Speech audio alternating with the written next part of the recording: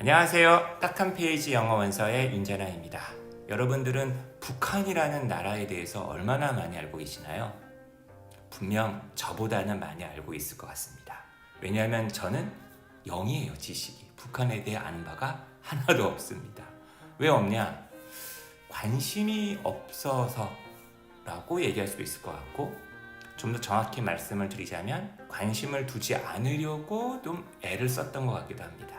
그러니까 제 세대 같은 경우에는 보통 이제 북한이라는 소재가 딱 나오면 일단 감정적인 차원에서 입장이 딱 분명한 사람들이 옆에 많이 포진되어 있었어요. 부정적인 쪽으로는 당연히 이 북한 빨갱이 새끼들 6.25 전쟁을 일으켰어. 그죠? 아주 나쁜 놈들이야. 그죠? 그리고 끊임없이 남침의 야욕을 버리지 않고 끊임없이 미사일을 갖다가 쏘고 우리 이제 뭐 군인들이 왜 이렇게 고생하고 있는데, 그죠? 이렇게 얘기하는 사람들이 있고, 그 다음에 이쪽 같은 경우에는 야, 우리 분단된 조국이 다시 하나로 뭉쳐야 되지 않겠어? 너 민족애라는 게 없어? 형제라는 거 없어? 야, 올림픽 봐봐. 그리고 뭐 아시안 게임 봐봐. 우리가 한 팀이 되었을 때 얼마나 그 뜨거웠고 그 애틋한 그런 어떤 감정 안 느껴져? 이제 이렇게 얘기하는 분들도 있고. 근데 약간 이 두 극단이 저에게는 굉장히 부담이었던 것 같습니다. 그래가지고 좀 애를 안 썼던 게 있었던 것 같아요. 자, 그러면 분명 여러분이 저보다 북한에 대해서 더 많이 알고 있다라는 것을 전제로 하고 제가 한번 물어보겠습니다. 북한이란 나라에도 이혼이라는 게 있을까요? 없을까요? 이게 무슨 뚱딴지 같은 물음이야. 그죠? 정말 얼토당토하는 물음인 거죠.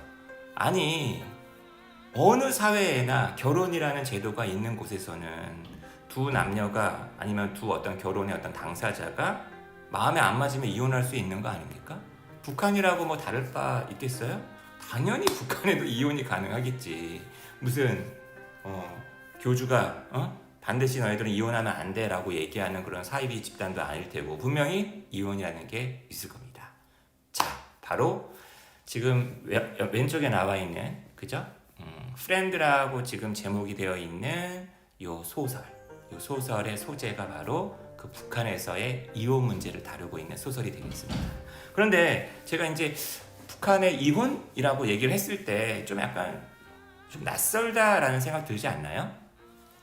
아니, 왜 우리 하면 북한에 대한 고정적인 이미지가 있잖아요. 뭐 미사일도 있겠고, 그죠? 원자로도 있겠고, 그 다음에 뭐 그 김정은을 비롯한 어떤 막 박수치고 있는 그 노동당 회의의 어떤 모습도 그렇고, 그리고 막 그 군인들의 행진 이런 것도 있고, 뭐 주체사상 뭐 이런 것도 있고 하지 않습니까? 근데 이제 이혼 딱 그러면은 북한하고 약간 매치가 잘 안 된다는 거지. 바로 이제 이 점 때문에 이 소설이 좀 더 주목을 받지 않았나라는 생각을 해봅니다. 자, 제가 오늘 여러분하고 함께 몇 페이지 읽어볼 소설은 바로 북한의 소설가 백남용이라는 작가가 쓴 벗이라는 작품의 영역본입니다. 원래 이 벗이라는 작품이요, 1988년에 쓰여진 작품이라고 하더라고요. 근데 이게 이제 영어로도 번역이 안 됐는데 프랑스어론가 번역이 돼가지고 2000년대 초반에 남북한 통틀어서 전 세계적으로 가장 많이 팔린 베스트셀러 작품이라고 제가 알고 있어요. 그러니까 남한의 소설들보다 더 많이 팔렸다는 거죠. 그만큼 북한에 대한 관심이 다른 나라에서 굉장히 좀 많았다. 특히 유럽에서 그런 걸 엿볼 수가 있는 것 같습니다. 그리고 이 작품이 이제 2020년에 영어로 이제 번역이 되어서 굉장히 특히 미국 사람들에게 주목을 받았고, 저는 이제 오늘 여러분들과 이 영역되어 있는 책을 좀 보면서 북한에 대해서도 조금 한번 들여다보는 그런 시간을 가져보려고 하는 거죠. 그러니까 이 책이 이 백남용이라는 요 작가가요, 북한에서 굉장히 인기가 많대요. 그러니까 이게 뭐냐면 보통 사회주의 리얼리즘 그래가지고 보통 전형적으로 그려지는 그 공산주의 사회에서의 소설의 어떤 모습들이 있잖아요. 불굴의 어떤 그 영웅이 나타나서 조직을 갖다가 어떤 이 공동체를 갖다 살리고 이 공동체가 단결해가지고 어떤 나쁜 어떤 부르주아라든지 자본주의를 갖다 몰아내고 막 약간 이런 거 있지 않습니까? 약간 정치적이고 막 이제 이런 거랑 약간 좀 떨어져서 어떤 사람들의 어떤 삶과 약간 밀착된 소재를 좀 다뤄서 굉장히 그 북한 사회에서도 나름 탄탄한 그죠? 인기를 갖다가 얻고 있는 작가라고 제가 들었어요. 궁금하죠? 궁금한 겁니다. 저도 궁금해서 가만히 생각해 보니까 분단 이후에 그 북한 작가 중에서 제가 알고 있는 사람이 한 명도 없어요. 분단 이후에 북한의 어떤 작품을 한 번도 읽어본 적이 없어요. 뭐 시가 되었든 소설이 되었든 저에게는 첫 경험이었던 겁니다. 그죠? 원제가 뭐라고요? 벗이 이제 영어로 바꿔서 프렌드라고 했는데 왜 이렇게 바꿨을 것 같습니까? 보통 우리 왜 북한 사람들이 서로 부르는 말 중에 동무라는 게 있잖아요. 이 동무가 어떻게 보면 친구하고 약간 벗이라는 말하고 동의어인데 동무는 약간 정치적인 약간 뉘앙스가 좀 되게 짙잖아.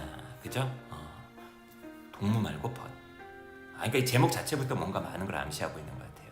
그리고 표지를 가만히 봤더니만 이런 이 표지 그림 저는 깜짝 놀랐어요. 여기 지금 여기 꽃 그림 보이시나요? 이게 옛날 제가 오르비 출판사에서 고백서라는 책을 낼 때 표지가 딱 요 꽃이었거든. 완전 오름이 완전 북한풍이네. 야, 이런 촌스러운 게 고백서에 어떤 표지에 있었다니.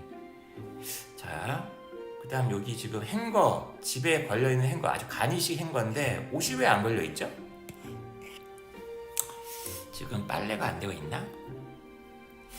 아니면 행거만 있고 옷이 없다라는 얘기는 뭔가가 굉장히 지금 허전한 상황이잖아요.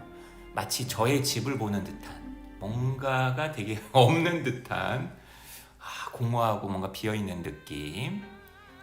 옷이라는 게 단지 어떤 사람의 겉모습만 치장하는 용도가 아닐 텐데 왜 옷이 없고 옷걸이만 저렇게 덩그러니 있는 걸까? 굉장히 좀 애잔하고 쓸쓸하네요. 그죠? 자, 이제 본격적으로 도대체 북한에서는 어떻게 이혼 문제가 다뤄지고 있는지 그 소설을 같이 한번 읽어보도록 하겠습니다. 아이고 제가 지금 갈피를 못 잡고 있네요. 지금 윤재남 군은 저쪽에 가 계시고요. 자, 여기 이제 그 이혼 담당 그 판사가 있어요. 정진우라는 판사가 있습니다. 자, 정진우라는 판사가 우리나라 그 이혼 그 판사하고 너무 다르게 이혼 당사자들의 그 생활까지 들어가서 이 사람들이 정말 이혼해야 될 사람인지 아닌지도 막 판단을 하고 막 조언도 하고 장난 아니에요. 이게 좀 사회가 이만큼 다르구나라는 생각을 해보게 되네요. 그죠?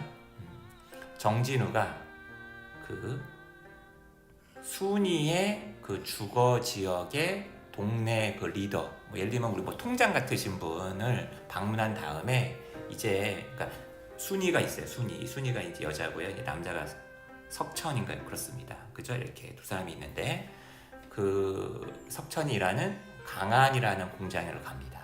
그래서 공장에 대한 여기 묘사가 쫙 나오는데 한번 읽어보세요. 자, 이 판사가 이제 공장에 딱 가가지고 공장 풍경을 막 이제 묘사하고 나서 이런 표현을 씁니다. It was refreshing. 아주 신선했다. 그가 자신의 그 사무실을 떠났다라는 것은 자신의 사무실이 어떤 곳이에요? 칙칙한 어떤 법률 문서들만이 그득한 쌓여있는 그런 어떤 사무실인데 오히려 떠나서 이제 공장에 오니까 좀 되게 기분이 좋았다는 거죠. Come to an exuberant factory. 그러니까 exuberant라는 거는 아주 생기가 넘치는 뭐 이런 거잖아요. 그러니까 공장을 갖다가 되게 생기 넘치는 장소로 묘사를 했다라는 게 그죠? 약간 사회주의 필이 좀 나네요. 그죠? 그리고 거기서 이제 그 판사 정진우는 그 석천이라는 그 남자 주인공 이혼하려고 하는 이 사람의 어떤 그 이퀴먼트 장비 그 담당자 매니저 팀장 아니면 장비 부장 뭐 이 사람을 만나게 됩니다. 하면서 이제 도대체 그 왜 이혼하려고 하고 이혼에 대해서 그 상사인 이 석천이라는 남자의 상사인 당신은 뭐 어떻게 생각하느냐 이제 뭐 이런 걸 물어보려고 왔는데 당연히 이제 그 단순히 이제 그런 것만 얘기하려고 하는 게 아니겠죠? 이퀴먼트 매니저는 조용히 담배를 피웠습니다. 정진우가 그에게 건넸었던, 그리고 말없이, 그죠? 그리고 아무런 어떤 동작 없이 앉아 있었습니다. With his pensive eyes fixed on the ground. 수심에 가득 찬 자신의 눈을 그 땅바닥에 고정시킨 채 정진우는 그 팀장을 갖다 바라보았습니다. 리스펙트와 애드머레이션을 갖고서. 왜 이렇게 존경하는 듯한 표정으로 바라봤을까요? 그 팀장의 어떤 그 무두질된 아주 오랜 어떤 세월, 그 노동의 어떤 흔적이 있는 그 얼굴, 그리고 구부러진 어떤 그 등, 이것이 그 공장에서의 아주 오랜 어떤 노동을 갖다가 말해주고 있었기 때문에, 그러니까 약간 이런 거 있잖아요. 뭐 육체 노동자에 대한 약간 그 뭐랄까 이렇게 떠받든 어떤 그 북한 사회에서의 어떤 가치, 이런 것들을 약간 엿볼 수 있는 대목이 아닌가 싶습니다. 보세요, 컴레드라는 단어 나왔네요, 그죠? COMRADE. 이 판사 동무. 이제 이 사람은 약간 공장이 일종의 약간 우리나라로 치면 직장인데, 그 직장 중에서도 약간 좀 뭐랄까, 북한 사회는 노동이 되게 중요한 사회니까 어디 제2의 가족과 같은 곳이었겠죠. 그러니까 이런 말을 해요. 직장 상사가 자기 그 직장 부하의 어떤 이혼에 대해서 이렇게 얘기하는 거야. 책임감을 느낀다는 거죠. 그리고 되게 부끄럽다는 거예요. 마치 아버지처럼. 나는 석천에게 가르쳤었다. How to operate the lathe machine. 그러니까 왜 그 공장에 보면은 왜 돌아가면서 왜 나무 자르거나 왜 철 같은 거 자르는 어떤 그런 기계가 있잖아요. 그게 선반이잖아요. 그 선반을 갖다가 작동시키는 법을 내가 석천에게 가르치는 사람이다. 하지만 그에게 가족에 대해서 가르치는 것을 내가 좀 소홀히 했었군, 이렇게 얘기하는 거예요. I didn't tell him how to manage his family. 나는 가족을 관리하는 법에 대해서는 그에게 말해주지 못했다는 거죠. 왜냐하면 내가 나의 머리를 쑥 집어넣고 싶지 않았다는 거예요. 또 다른 사람의 개인 사생활에. 그러니까 북한이란 나라에도 사생활이라는 게 있는 거지, 그죠? 게다가 나는 내가 상담사는 아니지 않느냐, 그죠? 그래서 이제 약간 그 나이 얘기를 하는데, 이렇게 나이에 대한 언급을 계속 하는 거 보면, 야, 이 북한도 별반 없구나. 나만 하고, 우리도 되게 나이 따지잖아요. 그러니까 나이에 대한 묘사가 있어요. 알겠습니다. 선생님. 재밌죠? 원래 썰이란 말은 아랫사람이 윗사람한테 하는 건데, 북한이라는 나라는 공식적으로는 사회주의이기 때문에 계급이 없으니까 썰이란 말을 안 쓸 텐데 있다는 거예요. 그죠? 그러니까 굉장히 이런 게 되게 현실적인 어떤 묘사라는 거죠. 정진우는 50대였어. 그래서 그가 그 반장에게 썰이라고 말하는 것은 이상했어. 그러니까 둘 다 약간 연배가 비슷했나 보죠. 그러나 이 판사는 느꼈다는 거예요. 판사는 그죠? 이렇게 생각하지 않았다는 거죠. 자기가 그를 컴레드라고 부를 만한 자격이 있다라고 생각하지 않았다는 거예요. 그러니까 약간은 이 사람부터 약간 좀 위로 봤다는 거예요. 그죠? 그래서 그러면서 이제 과거 얘기가 쫙 나와요. 자기가 어떻게 이 친구를 가르쳤고, 이 친구가 얼마나 열심히 일을 잘하는 아주 1급 노동자였는지에 대한 얘기가 나옵니다. 그죠? 그래서 이제 이런 과거 얘기를 해요. 이제 그 부장이 Ever since he started working here. 그 석천이란 친구가 여기서 일하기 시작한 이래로. 언제 일을 하기 시작했대요? 이 표현 너무 재밌죠? 우리 왜 그 코 밑에 솜털이 보송보송 났다, 되게 어린 사람을 이렇게 표현하잖아요. 이렇게 표현해놨네. 그 왜 복숭아의 그 껍질에 보면 얇은 그 털이 있잖아요. 그죠? 복숭아 털. With peach fuzz under his nose. 그 코 밑에, 그죠? 솜털이 있을 때 그때부터 일을 했는데, 그때 이래로 그는 그 선반 기계를 아주 열심히 이제 작업을 했다는 거예요. 연구도 하고, 마치 그 선반이 자신의 삶이자 생명이자 영혼이라 된 것처럼 그것을 가지고 연구도 하고 작업도 했다는 얘기입니다. 그래서 이제 다른 친구들 막 얘기를 해요. 그죠? 좀 선반이 좀 어려우니까 선반일 하다가 다른 쉬운 일을 찾아서 가는 사람들. 그리고 이 대목이 참 재밌더라고요. 사회주의도 별 수 없구나, 그죠? 거기도 나름 어떤 계층이 있는 거 아니야. 노동당에 들어가는 게 어떻게 보면은 신분 상승 아니겠습니까? 육체 노동을 무조건 높이 평가하지만은 않는다는 거죠. 딴 놈들은 그 선반을 갖다가 당에 들어가기 위한 어떤 디딤돌 이런 거로 간주를 한다는 거죠. 그러니까 육체 노동 좀 하다가 당으로. 그리고 그들은 결국에는 많은 육체 노동을 갖다가 요구하지 않는 그런 일을 하게 된다. 그죠? 그래서 나는 그런 놈들은 별로 이렇게 좋아하지 않는다. 하지만 석천이만큼은 자기가 인정했던 친구인데, 그러면서 석천이가 과거에 가지고 있었던 장비들을 막 보여줘요. 이 깔끔하게 정리되어 있는 도구함 좀 봐라. 얼마나 이 친구가 대단한 친구인가. 그죠? 이걸 보면서 이제 이 판사가 이렇게 혼자 생각을 하는 거죠. How could he work productively at the factory?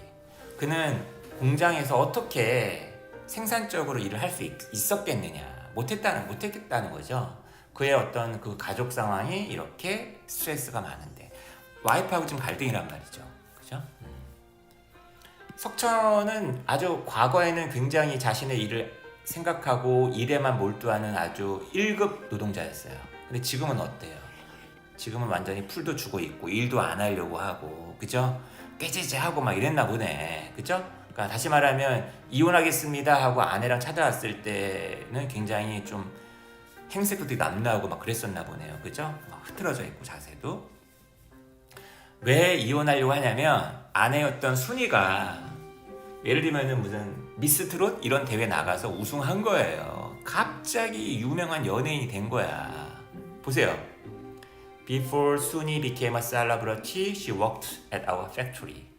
순이도 이렇게 유명한 연예인이 되기 전에는 스타가 되기 전에는 우리 공장에서 일을 했었지. 그리고 그 공장에서 일을 하면서 둘이서 이제 눈이 맞아가지고 결혼한 얘기도 소설에 나옵니다. 그러면서 이제 둘이가 사이가 안 좋아지면서 사람들이 막 이 두 사람의 어떤 그 가족의 어떤 그거에 대해서 막 뒷담화하는 얘기도 막 나오고요. 똑같네요, 북한도. 그죠? 아니 지금 이런 소설들을 묘사하면서 왜 꼭 이런 말 많이 하죠? 북녘 땅에도 사람이 살고 있었네. 여러분, 어느 사회에나 다 사람은 살고 있어요. 근데 북녘 땅에도 사람이 살고 있었네 라는 말이 되게 긍정적인 말처럼 들리지만 전 되게 부정적으로 들리거든요. 아니 왜 어디에도 사람이 살고 있었네 라는 말을 해야 되는 거죠? 사람이 못 살 만한 무언가가 있으니까 사람이 살고 있었네 이런 말을 할 수 있는 거 아니겠어요? 그러면 그거를 갖다가 비판하고 그거를 해결해야 되는데 사람이 살고 있었네. 저는 그런 말을 별로 좋아하지 않습니다. 하면서 이제 이 팀장이 이 순이를 굉장히 좀 안 좋아해요. 석천이 편이에요. 보세요. He described how Suni's vanity surged with a quick rise to stardom. 순이의 허영심이 솟구쳤다는 거예요. 코가 그녀의 어떤 스타덤으로의 빠른 어떤 등장, 그죠? 그래서 그녀는 모든 사람으로부터 찬사를 받기 시작했다는 거죠. 그리고 길거리에서도 막 알아보는 사람이 있고, 와 저기 순이 가수 순이, 그죠? 좀 약간 우린 굉장히 뭐 이해하기 쉬운 대목이네요, 그죠? 하면서 야 여기 약간 이제 그 사회주의 삘 나는 대목이 나옵니다. 그 장비 부장이 계속 말을 이었어요. 아주 단호한 원리의 원칙주의, 그죠? 이것이 진정한 노동자의 어떤 인격을 갖다 반영해 준다.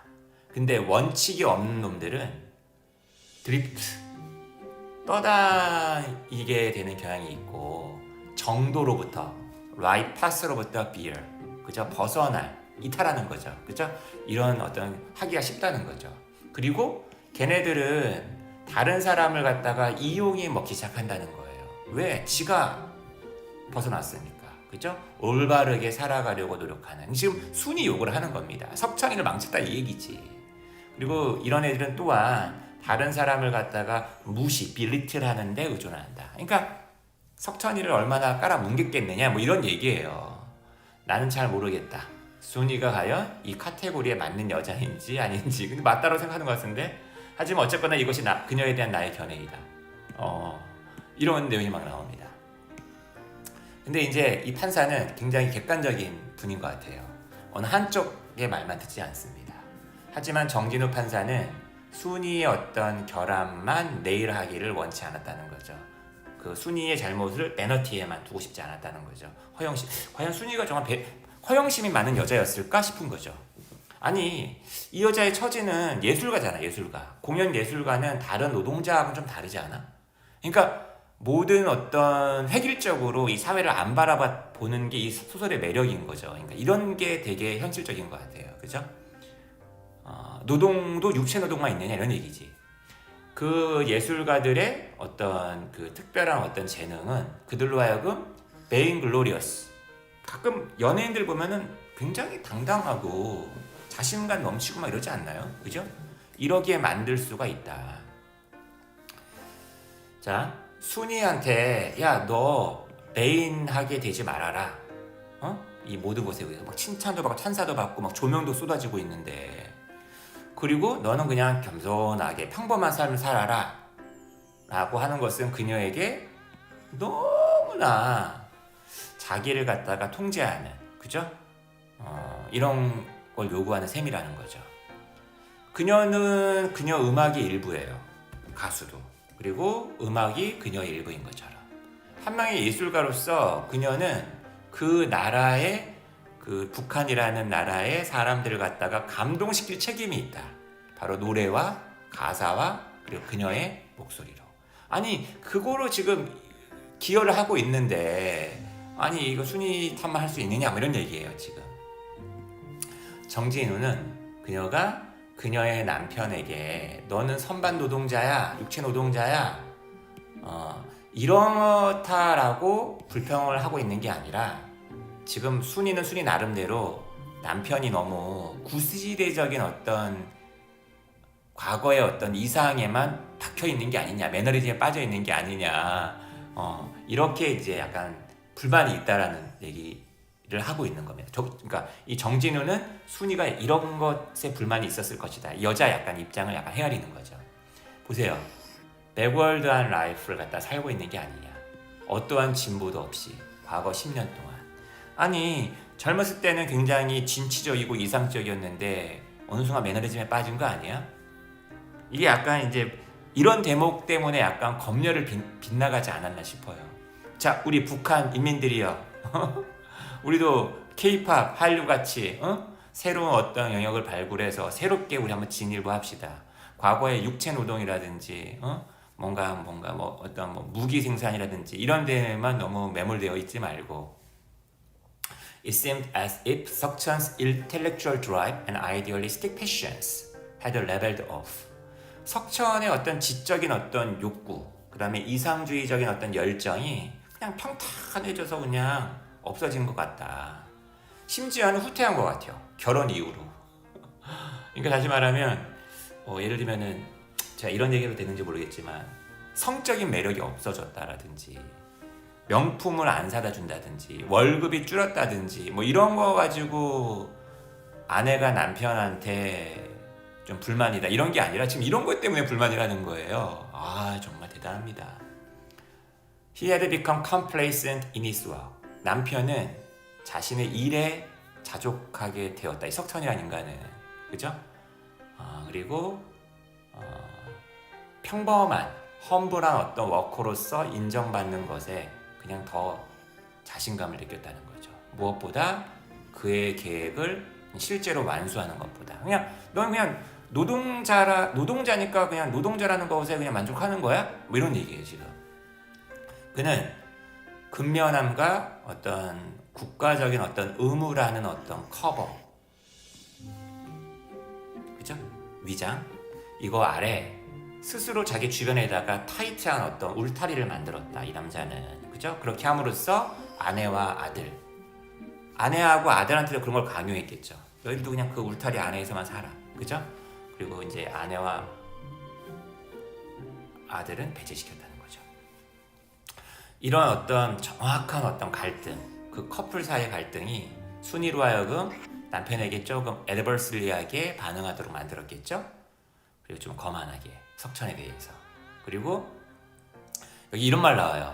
He's a true national duty. 국민으로서 진짜 가져야 될 어떤 의무가 있다. 그게 바로 뭐냐면은 자신의 사회적 지위 내에서 발전하고 진보해야 되는 어떤 의무, 이게 있는데 이걸 완수하려고 하지 않았다는 거죠, 남편이. 이것이 순이로 하여금 절망으로 빠뜨렸다.